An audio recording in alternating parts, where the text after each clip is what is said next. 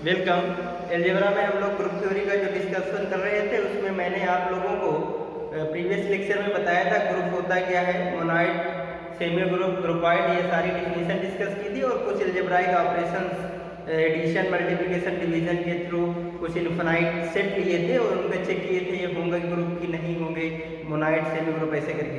आज हम उसी लेक्चर्स को आगे बढ़ाते हुए कंटिन्यू करते हुए कुछ स्पेशल यहाँ पे एग्जांपल्स लिए हैं जो इम्पॉर्टेंट होंगे आपके एग्जामिनेशन के अंतर्गत में। क्या लिखा है, जेड प्लस जेड क्या है आपका सेट ऑफ इंटीजर है, इनफाइनाइट सेट होता है, प्लस क्या है बाइनरी ऑपरेशन है, is an infinite abelian group, ये आपका अबेलियन ग्रुप फॉर्म करेगा एडिशन के अंतर्गत, ऐसा आपको प्रूफ कर देना है। देखिए मैं ग्रुप के लिए फिर से बता दूं कि किसी भी सेट को अगर ग्रुप प्रूफ करना है तो आपको फोर प्रॉपर्टी प्रूफ करना चाहिए कि आपका जो भी सेट होगा जी और एक बाइनरी ऑपरेशन, तो ये सेट जी ये सेट जो होगा ये क्लोज्ड होगा इस बाइनरी ऑपरेशन के थ्रू, या this binary operation is closed on this set, ये बाइनरी ऑपरेशन आपका क्लोज होगा तो इसका मतलब आपको क्लोजर प्रॉपर्टी होल्ड होनी चाहिए।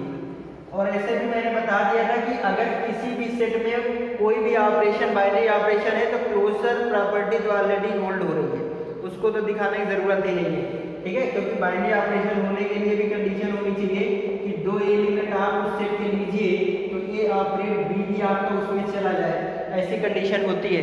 वैसे बाइनरी ऑपरेशन की डिफिनीशन तो ये होता है कि वो ऑपरेशन क्या होना चाहिए, फंक्शन होना चाहिए, वो ऑपरेशन आपका फंक्शन होना चाहिए, कहाँ से, जी क्रॉस जी से, जी के लिए वो फंक्शन होना चाहिए, ठीक है। बट जी क्रॉस जी से जी में फंक्शन होने के लिए ये कंडीशन ही होगी आपकी, ठीक है, और यही कंडीशन क्लोजर के लिए होती है। तो किसी भी सेट को, किसी भी नॉन एम्प्टी सेट को किसी बाइनरी ऑपरेशन के थ्रू अगर वो ग्रुप फॉर्म करेगा तो फोर कंडीशन होनी चाहिए। पहली क्या है, क्लोजर, दूसरा है आपको एसोसिएटिव प्रॉपर्टी होल्ड होनी चाहिए, और तीसरा उसमें आइडेंटिटी एलिमेंट मिलना चाहिए, एग्जिस्टेंस ऑफ आइडेंटिटी होना चाहिए, और फोर्थ है एग्जिस्टेंस ऑफ इनवर्स, आपको इनवर्स भी मिलना चाहिए। अगर ये फोर प्रॉपर्टी हो रही है तो हम इस सेट को इस बाइनरी ऑपरेशन के थ्रू क्या बोलते हैं कि this set form a group under this binary operation और this algebraic structure form a group, this algebraic structure form a group. तो क्लोजर प्रॉपर्टी क्या होती है, सिंपल क्लोजर के लिए आपको दो एलिमेंट उसी सेट से लेने होते हैं और ए ऑपरेट भी उसी सेट में आपको दिखा देना होता है, तो ये आपका क्लोजर होता है, फॉर ऑल के लिए होता है, सभी एलिमेंट के लिए। एसोसिएटिव में क्या है, आप सिंपल थ्री एलिमेंट सेट के एज्यूम करेंगे, अगर कोई भी थ्री एलिमेंट, कोई भी थ्री एलिमेंट, इसका मतलब फॉर ऑल थ्री एलिमेंट्स अगर लेंगे उस सेट से और उसके लिए आप उस बाइनरी ऑपरेशन के अंतर्गत ए ऑपरेट बी ऑपरेट सी, ए ऑपरेट बी ऑपरेट सी अगर दिखा पाते हैं, ये एसोसिएटिव प्रॉपर्टी होती है, तो हम बोलेंगे this binary operation associate on this set, okay.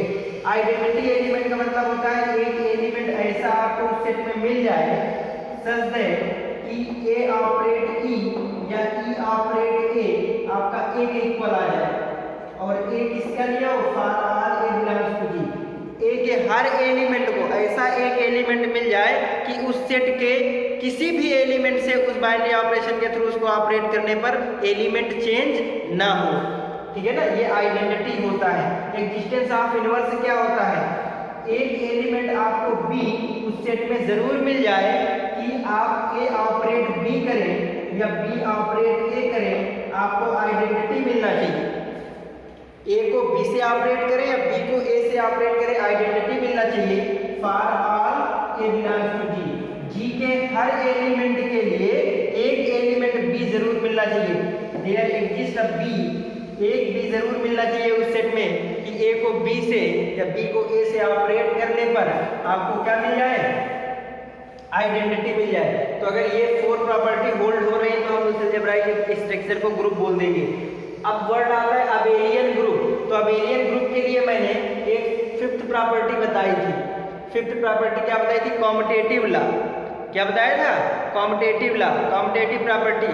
तो कॉम्यूटेटिव प्रॉपर्टी क्या होती है, मैं यहाँ पे थोड़ा सा बता दे रहा हूँ। अगर आपने दो एलिमेंट सपोज दैट लिया है ग्रुप से, दो एलिमेंट ग्रुप से लिया है और ए ऑपरेट बी कर रहे हैं या बी ऑपरेट ए कर रहे हैं, उनकी वैल्यू सेम रहती है, तो हम बोल देंगे कि वो सेट उस बाइनरी ऑपरेशन के अंतर्गत कॉम्पिटिटिव प्रॉपर्टी होल्ड कर रहा है, यानी दिस बाइनरी ऑपरेशन को is a competitive on this set. तो आपको ये फिफ्थ प्रॉपर्टी इसके लिए दिखा देना होगा।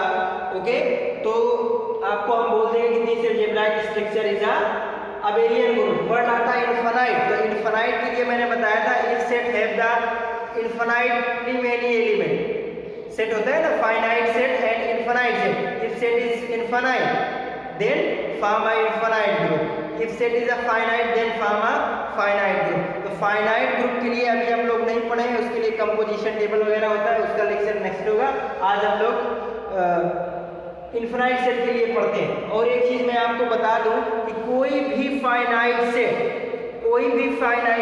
इन अलजेब्राइक ऑपरेशन के थ्रू ग्रुप फॉर्म नहीं करता। जैसे मैंने एक फाइनाइट सेट 1 2 3 4 5 ऐसे ले लिया है ना, मैंने कहा ये सेट आपका ए है और ए प्लस या ए माइनस या ए इंटू या ए डिवाइड कुछ भी, क्या ये ग्रुप फॉर्म करेगा? तो ऐसा नहीं होगा, ये क्लोज्ड ही नहीं होता। This addition is not close on this set. क्यों? क्योंकि आप सपोज दैट 4 और 5 ए से ले रहे हैं, तो 4 प्लस 5 भी आपका ए में जाना चाहिए, जबकि 4 और 5 क्या होगा 9, जो कि 9 इस सेट में नहीं है। तो कोई भी finite set algebraic operation plus minus into divide होता है, इनके थ्रू कभी भी ग्रुप फॉर्म नहीं करता, क्योंकि वो क्लोज्ड ही नहीं होता है, राइट। तो इनफाइनाइट सेट के लिए ही बात करते हैं अलजेब्राइक स्ट्रक्चर के लिए। तो चलिए हम लोग इसको प्रूफ करते हैं। और इसमें सोचना होता है, क्योंकि फार ऑल की बात होती है तो सारे एलिमेंट तो ले नहीं सकते, है ना, तो सारे एलिमेंट ले नहीं सकते। तो पहली प्रॉपर्टी आप यहाँ पे क्लोजर देखिए। तो क्लोजर के लिए आप सोचेंगे कि कोई भी आप लीजिएगा, मैंने यहाँ से ए एंड बी दो एलिमेंट जेड से लिए, ए एंड बी मैंने दो एलिमेंट जेड से लिए, तो ए ऑपरेट बी, यानी ऑपरेशन क्या दिया है प्लस, तो ए प्लस बी आपका जेड में जाएगा, ये तय है। For all a comma b belongs to Z के लिए किन्हीं दो इंटीजर, अब ये थिंकिंग होती है, सोचना होता है ना। हाँ, आप पर्टिकुलर एक एग्जांपल लेकर के देख भी सकते हैं कि अगर 2 और -5 आपने लिया तो 2 प्लस -5 करेंगे तो -3 आएगा, जो कि इंटीजर होगा। इसी तरह आप कोई भी दो एलिमेंट लीजिएगा, कोई भी दो एलिमेंट, और उनके लिए देखिएगा एडिशन करेंगे तो इंटीजर में ही जाएगा। ये केवल थिंकिंग कर सकते हैं, लिखने का ये प्रोसेस होगा। ये general element a and b कोई भी आप इंटीजर से ले सकते हैं, तो इसका मतलब क्लोजर होल्ड होगा। समझ रहे हैं ना, ऐसे प्रूफ करना होता है। इसी तरह सेकंड आप समझ सकते हैं एसोसिएटिव के लिए कि आपका एसोसिएटिव प्रॉपर्टी होगी कि नहीं। तो यहाँ पे अगर आपने 3 एलिमेंट लिए हैं इंटीजर से, 3 एलिमेंट आप कोई भी इंटीजर से लीजिएगा, ठीक है ना। हाँ, और वहाँ पे ए ऑपरेट बी करिए और ऑपरेट सी करिए, और यहाँ से क्या होना चाहिए, ए ऑपरेट बी ऑपरेट सी होना चाहिए। यहाँ पे ऑपरेशन आपका एडिशन दिया है, देखिए ए प्लस बी करें प्लस सी करें, या आप यहाँ पे मैं इसको इधर लिखे दे रहा हूँ, ये देखिए ए प्लस बी प्लस सी करें, तो क्या ये इक्वल है? तो बिल्कुल इक्वल है। क्यों? क्योंकि इसको और आप सॉल्व करेंगे अगर, तो ए प्लस बी प्लस सी आ जाएगा, ठीक है। एडिशन के लिए कोई दिक्कत आती नहीं है, आपका ये जो ब्रैकेट है ये ओपन हो सकता है। इसी तरह यहाँ पे ए प्लस और प्लस जब अंदर जाएगा तो कोई दिक्कत नहीं होगा। तो ये भी ए प्लस बी प्लस सी है, ये भी ए प्लस बी प्लस सी है, यानी ये इक्वल है। क्या है ये? इक्वल है। यानी आप कोई भी for all a b c, कोई भी ए बी सी लेंगे इंटीजर से, उनके लिए ये प्रॉपर्टी हमेशा होल्ड होने वाली है।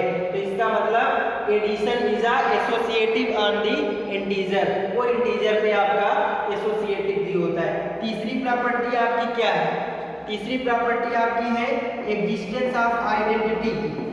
एग्जिस्टेंस ऑफ आइडेंटिटी, आपको आइडेंटिटी क्या कोई ऐसा एलिमेंट मिलना है क्या कि इंटीजर के हर एलिमेंट के साथ उसका एडिशन करने पर उस एलिमेंट को चेंज ना करे, है ना। तो यहाँ पे आपको देखो समझना होगा, एडिशन के लिए मैंने बताया था जो आइडेंटिटी होती है वो आपकी क्या होती है, 0 होती है। तो यहाँ पे 0 इंटीजर में ऐसा आपका एक एलिमेंट मिल जाना है, 0 एलिमेंट इंटीजर में मिल जाएगा कि आप ए ऑपरेट 0 करें, यानी ए प्लस प्लस 0 करें या 0 प्लस a करें, आपको a ही मिलना है। For all a belongs to z, integer के किसी भी एलिमेंट का, कोई भी एलिमेंट लीजिए इंटीजर का, उसको आप 0 से ऐड करें या 0 को इंटीजर से ऐड करें, क्या आना है? वो इंटीजर ही आना है। इसका मतलब 0 क्या है आपका? आइडेंटिटी एलिमेंट है। 0 क्या है? आइडेंटिटी एलिमेंट है। और फोर्थ प्रॉपर्टी है आपकी एग्जिस्टेंस ऑफ इनवर्स के लिए। तो एग्जिस्टेंस ऑफ इनवर्स के लिए आपको मान लीजिए b एक ऐसा एलिमेंट है, लेट आपको b बिलोंग्स कर रहा है z पे, b आपको z पे बिलोंग कर रहा है। कैसे कि a ऑपरेट b करिए या आप b ऑपरेट a करिए, आपको इंटीजर मिल रहा है। और यहाँ पे ऑपरेशन क्या है आपका? एडिशन। क्या है आपका? एडिशन। तो यहाँ पे b की वैल्यू क्या आएगी? आइडेंटिटी मिलना चाहिए। और आइडेंटिटी भी आप यहाँ से क्या निकाल रही है? 0। 0 आइडेंटिटी एलिमेंट है। तो यहाँ से अगर हम b की वैल्यू निकालें तो b इज इक्वल टू यहाँ से क्या आने वाला है? यहाँ से आपका जो b आएगा वो माइनस a आ जाएगा। b क्या आ जाएगा? Minus a। यानी कोई भी एलिमेंट आप a लेंगे, कोई भी एलिमेंट आप लेंगे for all a belongs to z के लिए, for all a belongs to z के लिए कोई भी a लेंगे, उसका इनवर्स जो होगा a इनवर्स वो माइनस a होगा, वो माइनस a मिल जाएगा। यानी हर एलिमेंट का इनवर्स भी एग्जिस्ट करेगा। और माइनस a आपका ये भी z में होता है, माइनस a z में होता है ना। यानी कहने मतलब आप अगर 2 लेंगे तो इसका एक ऐसा एलिमेंट मिल जाए जो ऐड करने पर आइडेंटिटी मिल जाए, तो -2 मिल जाएगा ना। दोनों इसी z में है और 2 प्लस -2 करेंगे तो आपको क्या मिलने वाला है? 2 और -2 इज इक्वल टू 0। और ये होती है आइडेंटिटी एडिशन के लिए। बात समझ में आ रही है? तो हर एलिमेंट का आपको क्या मिल जाने वाला है? यहाँ पे इनवर्स भी मिल जाना है, एग्जिस्ट हो रहा है यहाँ पे। लास्ट तो ग्रुप तो आप ग्रुप दिखा चुके हैं, आपने ये दिखा दिया कि z प्लस जो होता है ये ग्रुप फॉर्म करता है एडिशन के अंतर्गत। अब मैं इसको इरेज कर रहा हूँ। अब अबेलियन के लिए देखिएगा, अबेलियन के लिए आपको कॉम्यूटेटिव प्रॉपर्टी, आपको एक कॉम्यूटेटिव लॉ होता है, कॉम्यूटेटिव प्रॉपर्टी, उसको शो करना होगा। तो कॉम्यूटेटिव लॉ क्या होता है कि अगर आप a और b दो इंटीजर लीजिए, आप a और b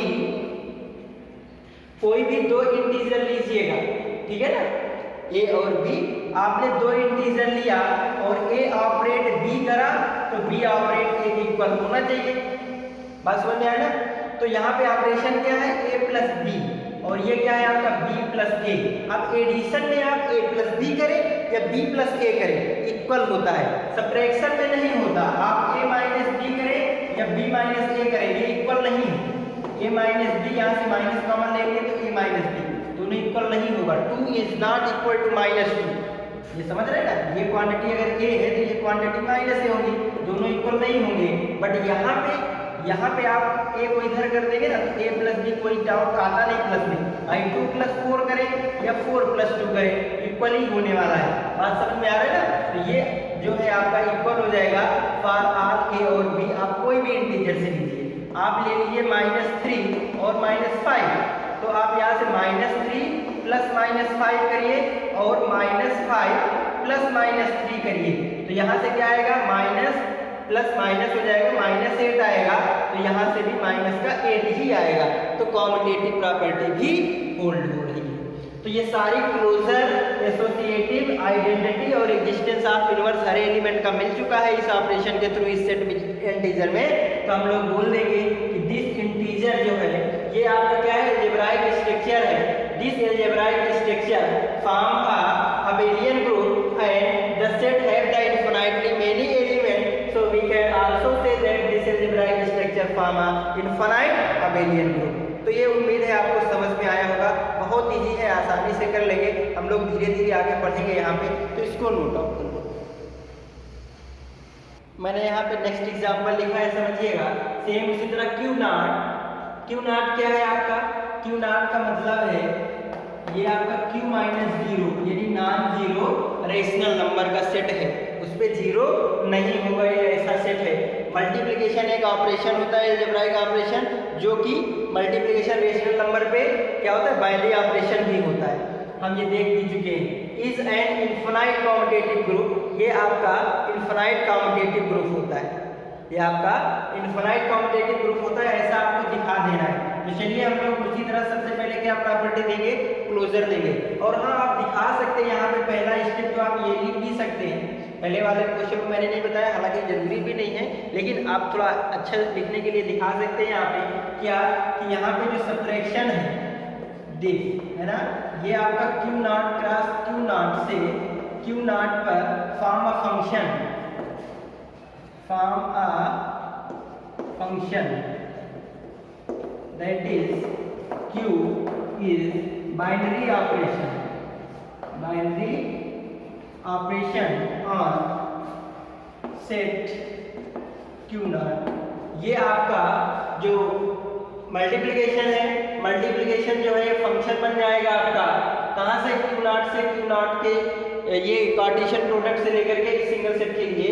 ओके, तो हम लोग बोल सकते हैं कि ये जो आपका मल्टीप्लिकेशन है ये आपका बाइनरी ऑपरेशन फॉर्म करेगा दिस सेट के लिए। तो अगर ये बाइनरी ऑपरेशन फॉर्म करता है तो हम यहाँ से बोल सकते हैं कि फॉर ऑल x, y या a, b कोई भी ले लो, for all x, y belongs to Q not के लिए आप लोग यहाँ से x ऑपरेट, तो ऑपरेट क्या है, मल्टीप्लाई, तो x मल्टीप्लाई बाई आल्सो आपका क्यू नॉट में चला जाना है। ये बाइनरी ऑपरेशन से ही हो गया। तो आपका फर्स्ट जो है कंडीशन क्लोजर प्रॉपर्टी की अगर ये लिख देते हैं आप, तो क्लोजर ना भी दिखाए तो क्लोजर ऑटोमेटिक सॉल्व हो जाता है। फिर भी अगर लिखना है तो आप लिख सकते हैं फर्स्ट प्रॉपर्टी क्या है आपकी, क्लोजर है। तो क्लोजर के लिए उसी तरीके for all x, y belongs to Q not, for all x, y belongs to Q not है। x किस टाइप का होगा आपका, p1 ओवर q1 टाइप का होगा, एंड y आपका किस टाइप का होगा, p2 ओवर q2 टाइप का होगा। बात समझ में आ रहा है ना? हाँ, और रेशनल नंबर की एक कंडीशन होती है, रेशनल नंबर की क्या कंडीशन होती है कि जो आपका डिनोमिनेटर होता है q1 और q2 ये जीरो नहीं होता है।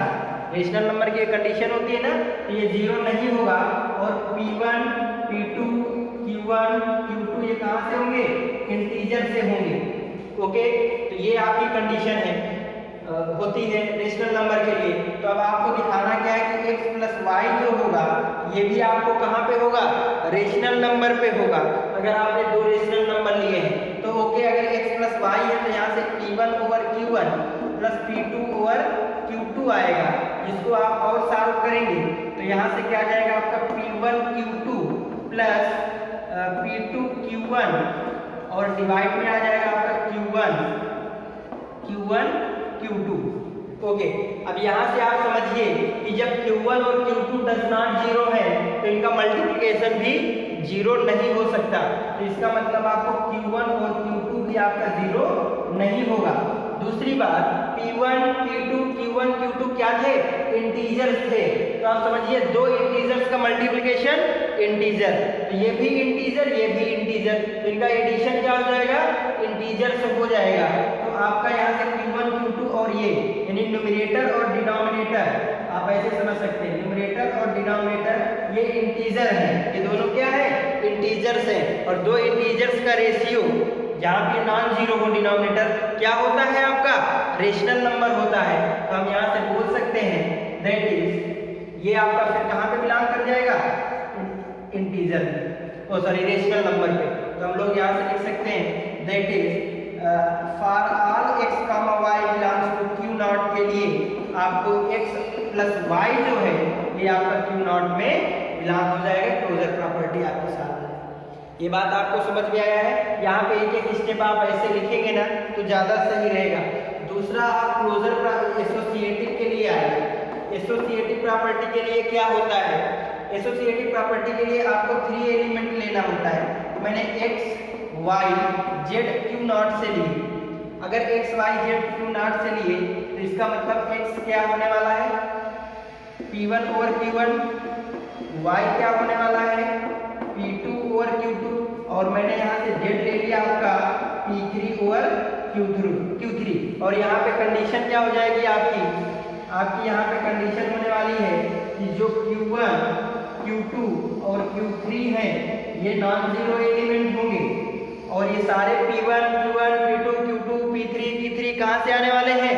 ये आपको आएंगे इंटीजर से, P2 Q2 P3 Q3, ये सारे एलिमेंट आपके, और ये सब आप लिखेंगे ना, तभी आपको देखिए अलजेब्रा पढ़ रहे हैं तो हर एक एलिमेंट को मेंशन करेंगे आप ऐसे ढंग से, तभी आपको एग्जामिनर अच्छे से नंबर दे पाएंगे। ओके, तो ये आपका इंटीजर होगा और डिनोमिनेटर नॉन जीरो होगा। तो यहाँ से एसोसिएटिव के लिए क्या होता है, ऑपरेशन में मल्टीप्लिकेशन लगा रहा हूँ, सॉरी यहाँ पे मैंने एडिशन के थ्रू इसको कर दिया, ये आपको दिया गया था यहाँ पे मल्टीप्लिकेशन, मैंने लेकिन एडिशन के थ्रू कर दिया। ठीक है, तो सुधार करें या मल्टीप्लिकेशन एडिशन के थ्रू ही कर दें। चलिए कर लेते हैं यहाँ पे थोड़ा सा सुधार, तो अच्छा हो जाएगा। ठीक है, चलिए इसको मल्टीप्लिकेशन करते हैं, यहाँ पे हम लोग इसको सुधार कर लेते हैं। तो यहाँ पे जब और इजी हो जाने वाला है, जब मल्टीप्लिकेशन वाला हो जाएगा तो ये तो और इजी हो जाएगा। तो यहाँ से क्या हो जाएगा, सीधा P1 P2 और Q1 Q2 और इजी हो गया। तो अब उसी तरीके से ये नॉन जीरो होगा और यहाँ से ये दो इंटीजर है तो इंटीजर का मल्टीप्लाई इंटीजर, ये भी इंटीजर, तो इंटीजर डिवाइड इंटीजर क्या हो जाएगा, रेशनल नंबर। ओके, हाँ, और सब कुछ सही है, आप ऐसे थोड़ा लिख सकते हैं, तो क्योंकि मैं ऑपरेशन को ध्यान दे दिया, एडिशन के थ्रू कर दिया। ओके, तो यहाँ पे आपको क्या आना है, ऑपरेशन क्या दिया, मल्टीप्लिकेशन, तो x multiply y multiply z आपका जो है इक्वल होना चाहिए किसके, x multiply y multiply z।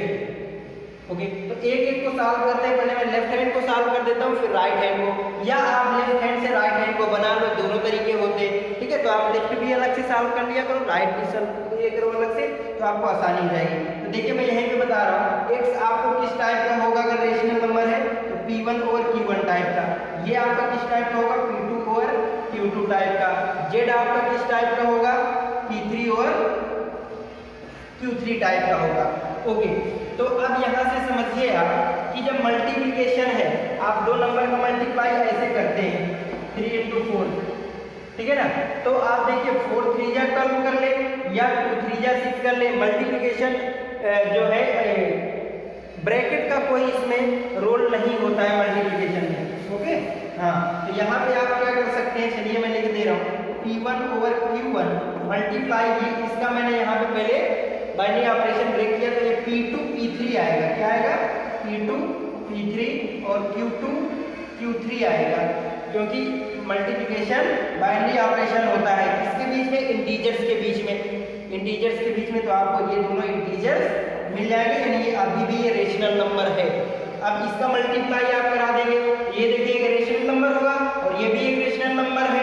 Okay, तो दो रेशनल नंबर के बीच में बाइनरी ऑपरेशन आपका होल्ड हो रहा है, तो क्यू में चला जाएगा, तो इसको आप सॉल्व जब करेंगे तो क्या आने वाला है, ये वाला स्टेप, यहाँ से ये आ जाएगा आपका P1 P2 P3 और यहाँ से आ जाएगा Q1 Q2 Q3, ये आ जाने वाला है, ये नॉन जीरो एलिमेंट होंगे और ये इंटीजर, ये आपका रेशनल नंबर है। अब इस वाले पार्ट को मैं इधर सॉल्व कर रहा हूँ, इस वाले पार्ट को सॉल्व कर रहा हूँ, x की वैल्यू क्या आ जाएगी आपकी, x की वैल्यू क्या आ जाएगी, समझिए, x की वैल्यू आएगी P1 over Q1 P2 over Q2 और मल्टीप्लाई में क्या है आपका P3 over Q3, ऐसे आएगा।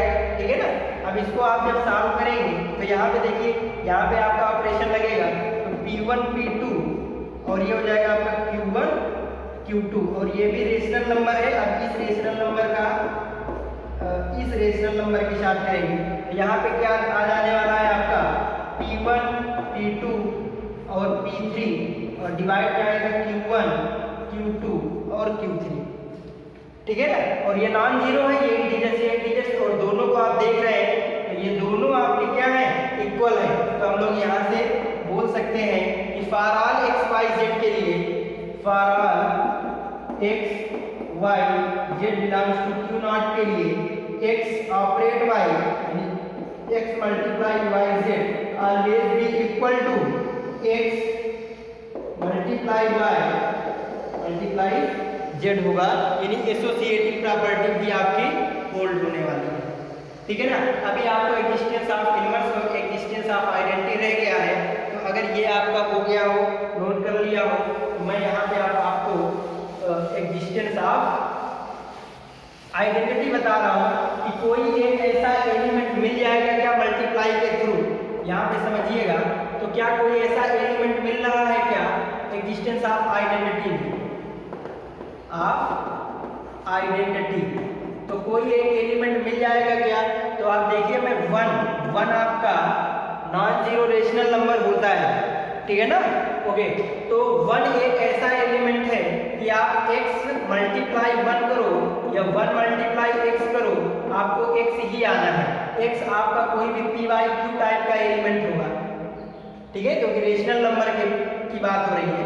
और इसको 1 से मल्टीप्लाई करो या ये p बाई क्यू करो, तो आपको क्या होगा, इसका मल्टीप्लाई करिए आप, तो p से 1 p बाई क्यू ही आएगा ना दोनों तरीके से, ओके।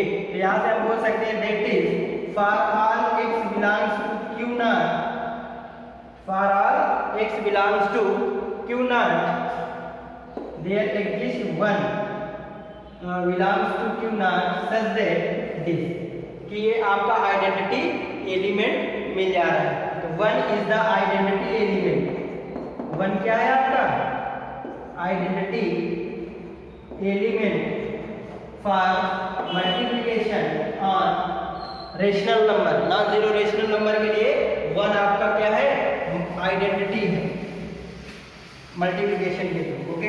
अब हम लोग यहाँ पे बात करते हैं कि क्या नॉन जीरो रेशनल नंबर का मल्टीप्लिकेशन के थ्रू हर एलिमेंट का इनवर्स पॉसिबल है क्या, ओके। तो बात होती है एग्जिस्टेंस ऑफ इनवर्स की, एग्जिस्टेंस ऑफ इनवर्स की। तो देखिए हम मान लेते हैं कि ठीक है एक एलिमेंट y आपका क्यू नॉट पे ऐसा है कि आप x मल्टीप्लाई y करो या y मल्टीप्लाई x करो, आपको आइडेंटिटी मिलना है। देखिए इनवर्स की यही कंडीशन होती है ना, देयर एग्जिस्ट एक एलिमेंट आपको सेट में मिलता है, फॉर ऑल a के लिए a ऑपरेट b या b ऑपरेट a आइडेंटिटी मिल जाए।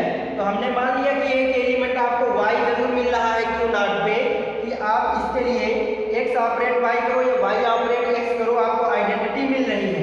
तो आइडेंटिटी आपने अभी अभी देखा कि 1 इज द आइडेंटिटी एलिमेंट, तो ये 1 मिलेगा, क्या मिलेगा, 1 मिलेगा, ओके। तो अब यहाँ से x या y करो या y x करो, y की वैल्यू क्या आ जाएगी, y equal to 1 by x आएगा दोनों ही केस से, ठीक है ना, ओके। तो यहाँ से आपको y किस टाइप का एलिमेंट होगा, अगर मैं यहाँ से चलिए y की बात कर दूं तो y आपका p बाई क्यू टाइप का होगा, x भी आपका p बाई क्यू टाइप का होगा, तो उसका इनवर्स मिलने वाला है यहाँ से। तो y is equal to 1 by x। अगर y यहाँ से रेशनल नंबर का है और y मैंने p बाई क्यू लिया है, ठीक है ना, तो ये p बाई क्यू किसका इनवर्स होगा, p बाई क्यू किसका इनवर्स होगा, x का। और x और y पे क्या रिलेशन है, तो x आपका होगा q बाई p, x क्या होगा q बाई p। अब p बाई q और q बाई p का आप मल्टीप्लाई करें या q बाई p और p बाई q का मल्टीप्लाई करें, आपको 1 मिल जाना है, आपको क्या मिल जाना है, 1। तो इस तरीके का मल्टीप्लिकेटिव इनवर्स आपको मिलने वाला है। कोई भी रेशनल नंबर आप लीजिए, मैंने कहा 3/2 इसका मल्टीप्लिकेटिव इनवर्स, तो 3/2 y का x का मल्टीप्लिकेटिव इनवर्स y है ना, यानी इसको ऐसे लिख लो x inverse is equal to 1 by x, यानी x का इनवर्स क्या, 1 बाई x।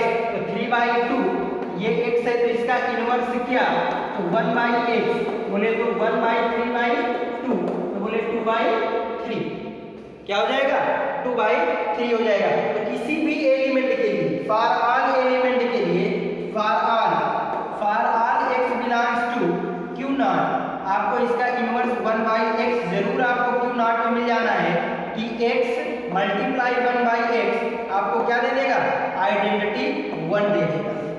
ये बात आपको समझ में आ गई होगी कि किसी कोई भी आप सोच के देखो ना, कोई भी ऐसा रेशनल नंबर। अब यहाँ पे एक बहुत बड़ी बात है कि अगर ये नॉन जीरो ना कहता, अगर ये नॉन जीरो सेट ना कहता तो फॉर ऑल नहीं हो सकता था। एक एलिमेंट आपका जीरो, अगर मैं x को क्या कंसीडर कर लेता, जीरो, तो x का इनवर्स 1 बाई 0 जो कि रेशनल नंबर पे नहीं होता। बात समझ में आ रहा है, तो जीरो का इनवर्स पॉसिबल नहीं था। तो मल्टीप्लिकेटिव में इनवर्स का केस जब जब आएगा तो नॉन जीरो सेट के लिए ही होगा। नॉन जीरो सेट के लिए ही होगा, चाहे वो कॉम्प्लेक्स नंबर की बात हो, चाहे रेशनल नंबर की, चाहे रियल नंबर की, चाहे इंटीजर्स के लिए तो नहीं होता है, क्योंकि इंटीजर्स में बहुत सारे एलिमेंट हैं जिनका इनवर्स पॉसिबल नहीं है।